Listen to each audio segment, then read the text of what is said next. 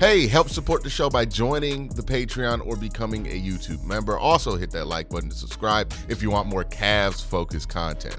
We haven't had much room this year for losses that feel more like wins than they do losses, because the Cavs have won 60 games. We're at the points where whenever the Cavs lose, it's a loss. But that's not the case today. The Cavs played the current 4-seed Indiana Pacers. They're trying to make a challenge for the 3-seed very late into the year. All you need to know is that the Indiana Pacers absolutely 100% had to win this game. And the Cavaliers were not trying to win this game at all. They sat Max Strus. They sat not Amani Bates. They did sit Amani Bates, but that has nothing to do with this. They sat Max Strus, Evan Mobley, Darius Garland, Donovan Mitchell. That's pretty much the whole starting five. And even the guys, the rotational players they had, Ty Jerome, DeAndre Hunter, were on minutes restrictions, so they weren't going to get over 30 minutes. Sam Merrill wasn't going to get over 30 minutes. Dean Wade wasn't going to get over 30 minutes. Jared Allen only played 16 minutes. So really the core of the lineup at the end of the game was Tristan Thompson, Isaac Okoro, Javonte Green, and Craig Porter Jr. Pretty much everybody was on a 30-minute cap for this team. And what that means, by the way, is that at the end of the game, the Cavs weren't subbing in and out for basketball reasons, right? At the end of this game, where it was very close, came right down to the wire with this Pacers team who absolutely needed to win. At the end of this game, the Cavs were basically subbing guys out, looking at the sheet and like, okay, who has minutes, right? Who has minutes we can use? Okay, well, Jalen Tyson, you only have like 6. Let's throw you in the game. Isaac Okoro, let's throw you in the game. Tristan, let's throw you in the game. Javonte, you only got 20. Let's throw you in the game. Craig Porter, let's throw you in the game. This was not a Cavs team that was trying to win. They took Ty Jerome out for the whole fourth quarter. The DeAndre Hunter went out about 10 minutes left in the fourth quarter. No rotational players played for this Cavs team, and they brought Indiana to their knees. And think about it, man. Like, Indiana is the team that we're likely or projected to play if the playoffs started today and went all chalk in the first round. That's the team you play in the semifinals. And the Cavs were able to convincingly keep up with Indiana in a game they needed to win with literally none of their key players. Like, everybody who played at the end of this game, the last 6 minutes, and you could tell at points, I promise you, like, maybe Javonte Green sees minutes, but like Tristan Thompson, Isaac Okoro's probably going to see minutes, maybe. But everybody else that was out there probably not going to see a ton of minutes in the playoffs. I mean, even including Javonte Green, very likely not going to see a lot of minutes. And I mean, I would even include Isaac Okoro on that, but maybe for matchups, they put him out there, right? Nobody important played at the end of this fourth quarter, and the Cavs were still able to get up there. Kenny Atkinson wasn't even out there for the fourth quarter. He got ejected. And they still almost beat the Indiana Pacers tonight. That's very impressive, right? Right now, as it stands, the Cavs will play whoever loses the 7-8 game and then wins the 9-10 game, the 9-8 game. So you have in the play-in the Magic versus the Hawks. They will play for the 7th seed.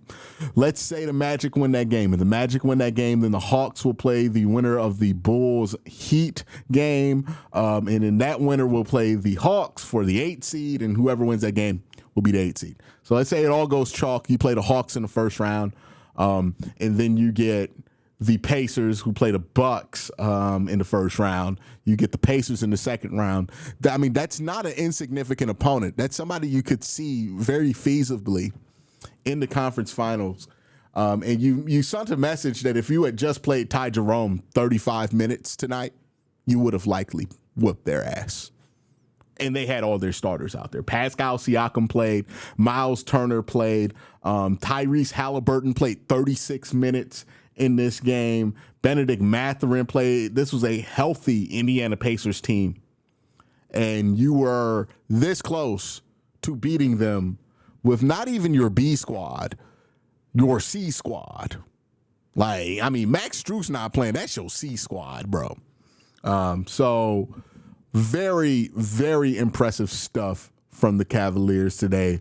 DeAndre Hunter, he got to show off more of his game in this one. He was 23 and 11, and this one played a lot more like a big man, I thought, in this game. And then you see it in the rebound total. Sometimes when he's just out there on the wing shooting, he doesn't really get aggressive or physical in the way that you want to see. Ty Jerome was out there, 24 and 6 from Ty, 9 of 16 shooting, 4 of 6 from 3.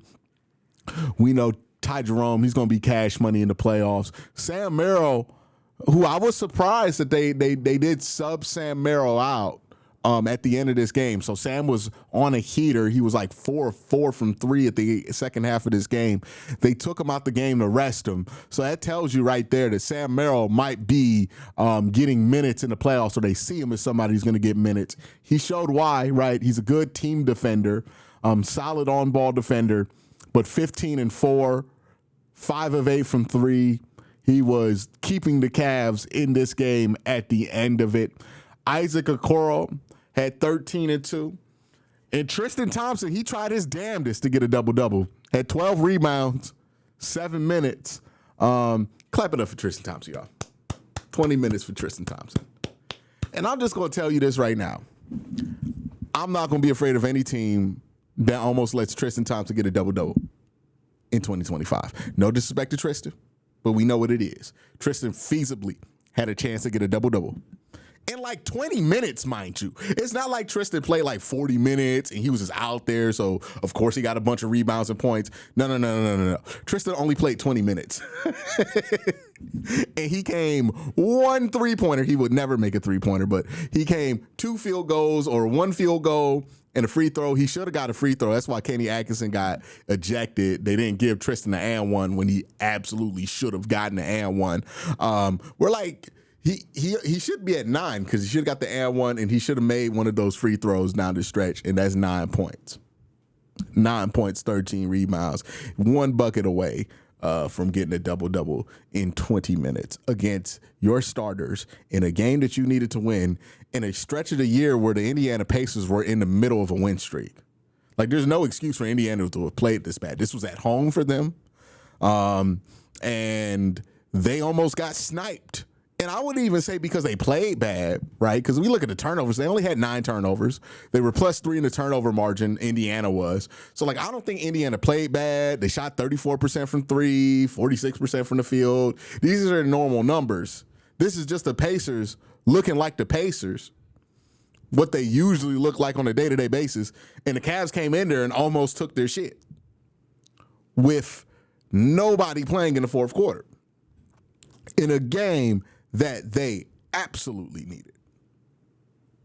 I think that's interesting. I think that's something to keep in the back of your pocket here. Look, we know this Cavs team's good. Most of us are on the program. The Cavs are a very good basketball team. Nobody's going to be convinced about the Cavs being good one way or the other if they aren't convinced already. But what this tells you is more confirmation about the culture of this team, right? This is what a team does that has good culture. They have a bunch of starters out. They're up against a 4 seed at home, on the road, and they're getting guys to drop from the lineup. Like, you could quit in that scenario if you have bad culture on your team. But the Cavs have incredible culture on their team, and that's why they're able to fight like this even when none of their best players are playing. This also demonstrates the Cavs' depth, right? Ty Jerome, no doubt in my mind, and I hope we never see it because I want Ty Jerome to be a Cav for the rest of his life. But Ty Jerome, if he was a starter on anywhere else, he'd be a 20-point per game guy. No doubt in my mind, he'd be a 20-point per game guy. DeAndre Hunter demonstrating just how much more he can grow into if he needs to fulfill a bigger role on this Cavs team, 23 and 11 today, with 2 steals, a block, and 2 assists.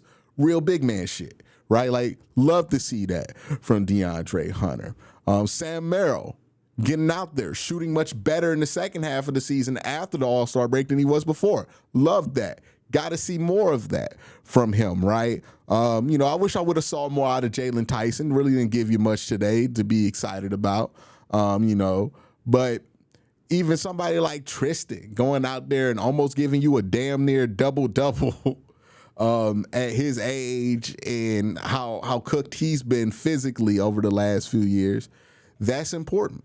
Right, the fact that they were like battling it out with Tristan Thompson, like at one point Miles Turner was like, like celebrating because he got like a rebound off or put back off of Tristan Thompson. I'm just thinking, I'm like, oh, they don't realize that they're cooked because like Indiana was happy, and maybe this is just me reading too much into shit, but this game right here, it really made me not be worried about having to play Indiana in the second round because they were really happy to barely beat this Cavs team. Say what you want about the Cavs. When we have nights like that where we barely beat somebody else's non-starters or we lose, this team don't look happy about it, right? Because they understand what's ahead of them. They understand what the challenge is. And I know people love to act like the Cavs are this inexperienced team and, the lights are going to be too bright for them and all of this bullshit that people have been spewing on this team since they lost to the New York Knicks a couple of years ago. And it's up to them to disprove all of this stuff. But, that's going to be a challenge for them going forward. But the Cavs aren't like that for real, right? That's just the national imagination of them from people who don't watch them up close. But I saw the Pacers they really excited that they scored on Craig Porter Jr. It was almost as if they didn't expect to beat the Cavs in the last 5 minutes of this game where the Cavs were actively telling you, here, you can take the dub. We don't even want that shit. I mean, they told you that before the game, but they were really telling you it in the fourth quarter where they didn't even put Ty Jerome back in. They didn't even put DeAndre Hunter. They took DeAndre Hunter off the court. They were basically like, all right, man, y'all want it, y'all get it. And the Cavs still almost took it. And they was happy about it, excited about it. And I'm not saying you shouldn't savor a win. A win is a win in the NBA, all of that. But, boy, you should be a lot more nervous if a team you think you should be playing in the second round was able to do this with you. And they played Tristan Thompson 20 minutes. Like, there's going to be no Tristan Thompson minutes, right? There will be no Jalen Tyson minutes in the playoffs. There will be no Javonte Green shooting 3 threes. There will be no, Craig Porter shot the ball 17 times? Like that, you're not going to get that. And, like, their body language at the end of this game, at least the Pacers, told me that they felt like they played good and that they just they barely could beat the Cavs. And this wasn't the Cavs, dog. They played the Charge today. That's what makes me feel like, we got them. And I wonder if the Cavs starters that were sitting down at the end of this game were thinking the same damn thing I was thinking. Because that's my takeaway. Oh, we got them. We got them. I ain't worried about it. We see them. I'm happy for it. Let's go. We got them. That's my thoughts. Let me know what you think. I'm genuinely interested to see what you guys think. Y'all have a great day. Have an even better night. Peace.